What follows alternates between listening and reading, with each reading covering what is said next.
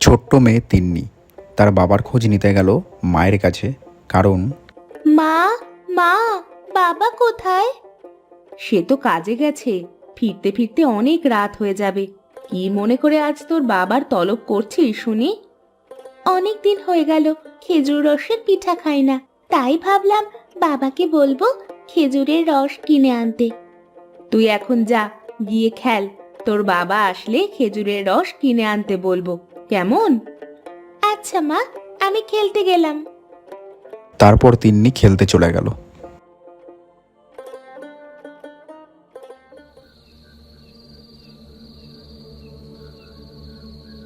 উফ, কি অন্ধকার! এদিকে টর্চ লাইটটাতেও খুব একটা চার্জ নেই। কি যে বিপদে পড়লাম! আরে কি, এত রাতে খেজুর গাছে ওটা কি? ভূত প্রেত নয় তো? যাই তো, যাই কাছে গিয়ে দেখি। কে? খেজুর গাছে কে ওটা? কে, মহেশ দাদা নাকি?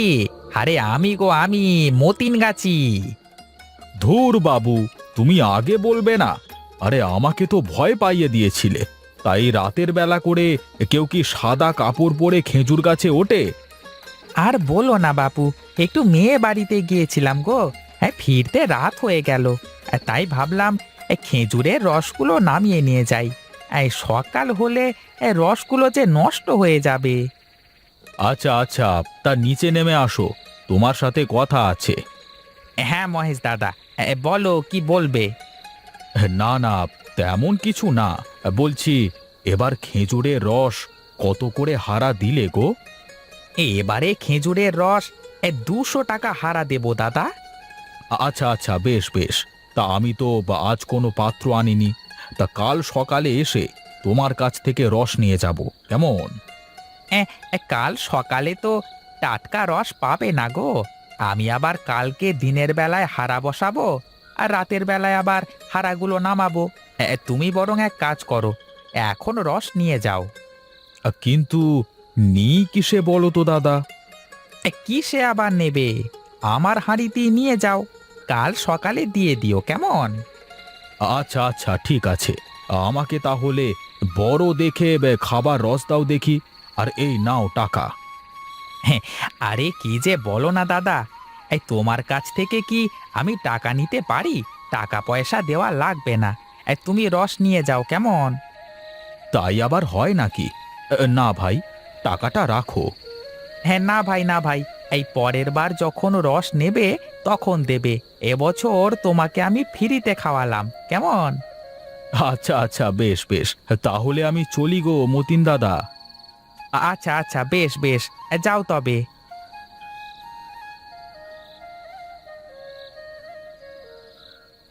গিন্নি, ও গিন্নি, কই গো? তুমি এসেছো? বাহ, সাথে করে খেজুরের রস নিয়ে এসেছো মনে হচ্ছে। তোমার মেয়ে তোমার অপেক্ষায় থেকে থেকে এই একটু আগে ঘুমিয়ে গেল। আজ সারাদিন বায়না ধরেছিল যে খেজুরের রসের পিঠা খাবে। হ্যাঁ গো গিন্নি, আসবার সময় মতিনের সাথে দেখা হলো, তাই রসটা নিয়ে আসলাম। তুমি এক কাজ করো, এখন পিঠা বানিয়ে ভিজিয়ে রাখো। সকালে উঠে তিনি যখন দেখবে তখন খুব খুশি হবে। আচ্ছা ঠিক আছে, তাহলে তুমি রসের হাঁড়িটা আমার কাছে দিয়ে হাত মুখ ধুয়ে রান্নাঘরে এসো। গরম গরম পিঠা বানিয়ে দিচ্ছি, খাবে চলো। মহেশ তার গিন্নির কাছে যাচ্ছে পিঠে খেতে। কই গো গিন্নি, তোমার কি হয়েছে? দাও দাও দেখি দুখানা। হয়েছে গো হয়েছে, এসো উনুনের কাছে বসে গরম গরম পিঠা খাও। আচ্ছা আচ্ছা, আমি মেয়েটাকে ডেকে আনি। না, এখন ওকে ডেকো না। ঘুম থেকে উঠে কিছুই খায় না, শুধু শুধু কান্না করবে। তার থেকে বরং পিঠা বানিয়ে ভিজিয়ে রাখি, সকালে উঠে দেখলে ও খুশি হবে। আচ্ছা বেশ, তাই করো।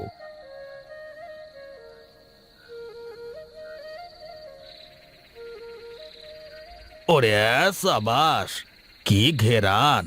ঘ্রাণ শুনে পেটের ভিতরে ছুঁচোগুলো কেমন লাফালাফি শুরু করে দিল গো। হ্যাঁ, মনে হচ্ছে মহেশের বাড়ি থেকে ঘেরানটা আসছে। হ্যাঁ, কিন্তু মহেশের মতো ভালো লোকের বাড়িতে চুরি করতে যে আমার কিছুতেই মন চাইছে না। আরে না না, ওসব আবার কি? চোরের আবার ধর্ম কিসের? যাই যাই, পিঠাগুলো সাবার করে দিয়ে আসি। চোর গেল মহেশের বাড়ি পিঠে চুরি করে খেতে।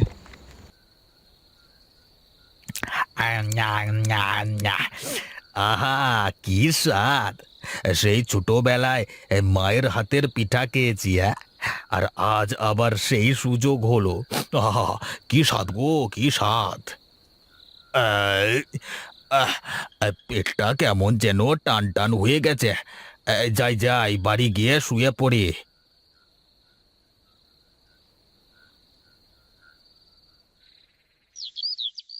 পরের দিন সকালে তিন্নি ঘুম থেকে উঠে জানতে পারল তার মা পিঠে বানিয়েছে। তারপর যা হলো। তোমরা উঠেছো? তাহলে যাও, উঠানে রোদে গিয়ে বসো, আমি পিঠা নিয়ে আসছি। পিঠা কোথায় পেলে মা?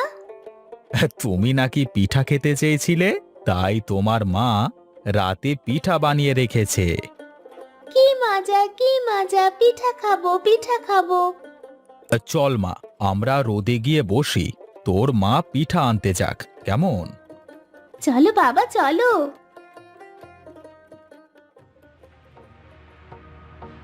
এ কি সর্বনাশ হয়ে গেল গো! এ কি হয়ে গেল? চল তো তিন্নিমা, গিয়ে দেখি কি হলো।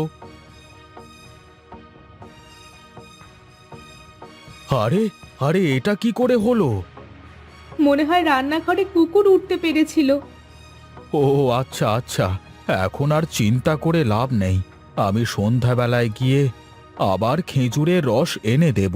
তিন্নির বাবা আবার খেজুরের রস আনতে গেল মতিনের বাড়ি। ওটা তো মহেশ, কিন্তু সন্ধেবেলা করে ও মতিনের বাড়ির দিকে যাচ্ছে কেন? যাই যাই, গিয়ে দেখি ব্যাপারটা কি।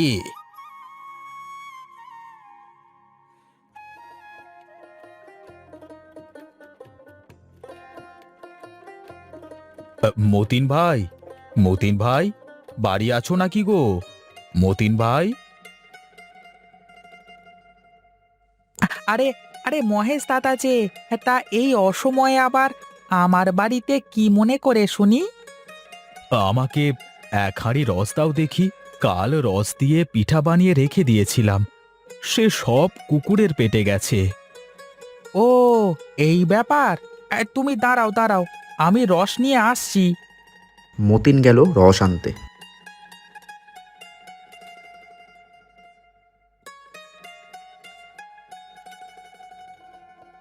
এই নাও দাদা টাকা, আমি চলি, কেমন? আচ্ছা আচ্ছা, এসো দাদা। মহেশ আবার রস নিয়ে বাড়ির উদ্দেশ্যে রওনা দিল।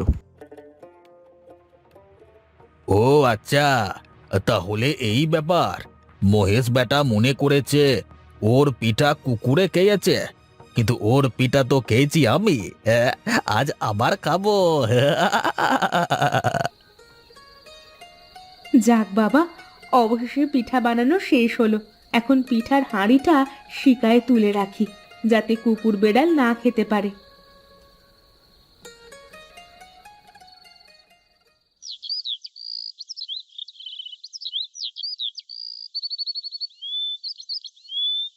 কিন্তু পরের দিন সকালে আবারও সেই একই অবস্থা। রোজ রোজ এ কি হচ্ছে বলো তো তিন্নির বাবা? আজও হাঁড়িতে একটা পিঠাও নেই। আমি তো কিছুই বুঝতে পারছি না। বাবা, আমার মনে হয় কেউ আমাদের পিঠা চুরি করে খেয়ে ফেলছে। আমারও তো এখন তাই মনে হচ্ছে রে মা। তুই চিন্তা করিস না, আমি একটা না একটা ব্যবস্থা ঠিক করব। এবার মহেশ গেল মতিনের বাড়ি সব কথা খুলে বলতে। মতিন ভাই, মতিন ভাই, বাড়িতে আছো? বেরিয়ে এসো মতিন ভাই। আরে মহেশ ভাই যে, তা আজ আবার কি মনে করে এলে গো? তোমার কাছে কি রস আছে গো? আমাকে এক হাঁড়ি রস দাও দেখি। হ্যাঁ গো ভাই, রস তো আমার কাছে আছে, কিন্তু তুমি প্রতিদিন এত রস কি করছো দাদা, বলো তো শুনি? গুড়ের ব্যবসা ট্যাবসা শুরু করেছো নাকি? কি যে বলো দাদা, গুড়ের ব্যবসা কেন শুরু করতে যাব? তাহলে রোজ রোজ আর এত রস কি করছো শুনি? তুমি আর সেই দুঃখের কথা শুনো না গো ভাই। আমার মেয়েটা রসের পিঠা খেতে খুব পছন্দ করে। আজ পরপর 2 দিন তোমার ভাবি খেজুরের রস দিয়ে পিঠা বানিয়ে ভিজিয়ে রেখেছিল, কিন্তু সকালে উঠে দেখি হাঁড়ি একদম ফাঁকা। বলো কি? কি অলক্ষণে কাণ্ড গো! কি করে হচ্ছে এসব? এমন সমস্যার কথা তো আমি আর কখনো শুনিনি। হ্যাঁ দাদা, কি করব কিছুই বুঝতে পারছি না। আমার মনে হয় কেউ আমার পিঠাগুলো সব চুরি করে খেয়ে যাচ্ছে। ওসব নিয়ে তুমি একদম চিন্তা করো না, এর ওষুধ আমার কাছে আছে।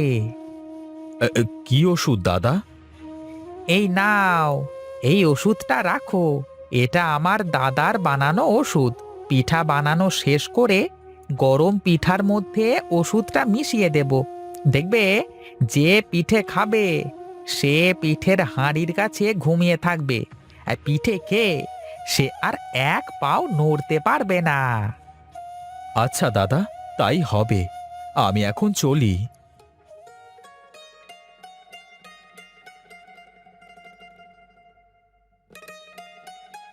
এই নাও, পিঠা বানানো শেষ। এবার কোথায় রাখবে পিঠাগুলোকে? রাখো দেখি। তুমি পিঠার মধ্যে ওটা কি মেশালে গো? এটা চোর ধরার ওষুধ গো, চোর ধরার ওষুধ। মানে আমি তো কিছুই বুঝলাম না, কি বলছো এসব? সকাল হলেই সব বুঝবে। এখন চলো দেখি।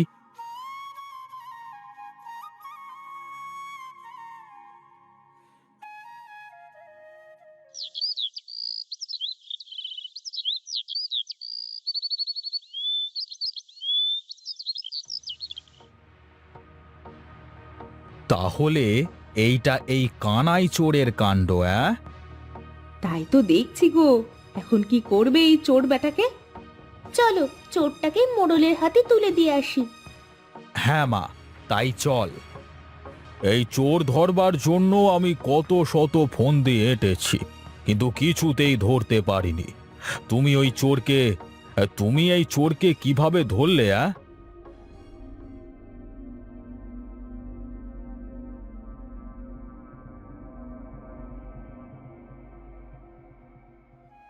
ও আচ্ছা আচ্ছা, তাহলে এই ব্যাপার। তবে যাই হোক, এখন থেকে আর কোনো দুঃখ নেই। দুঃখ তো একটা আছে মোড়ল মশাই, কঠিন দুঃখ। তা তোমার আবার কি দুঃখ, বলো তো শুনি। এই যে পরপর 3 দিন পিঠা বানিয়ে একদিনও খেতে পারলাম না, এর থেকে বড় দুঃখ কি আর কিছু হতে পারে? ও আচ্ছা আচ্ছা, এই ব্যাপার। আমার বাড়িতে আজকে পিঠে বানিয়েছে। চলো চলো, সবাই একসাথে বসে পিঠে খায়। সবশেষে মহেশ মতিনের বুদ্ধিতে চোর ধরে মোড়ল মশাইয়ের হাতে তুলে দিল। তারপর সবাই মিলে জমিয়ে বসে পিঠে খেলো। এবার বন্ধুরা, তোমরা বলো তো চোরের নাম কী ছিল, আর মহেশ চোরটিকে কতবার পরে ধরতে পারল? উত্তরটি নিচে কমেন্টে জানিও। আর ভিডিওটি ভালো লাগলে লাইক করে দিও এবং চ্যানেলটি সাবস্ক্রাইব করতে ভুলো না। দেখা হচ্ছে পরের একটি গল্পে।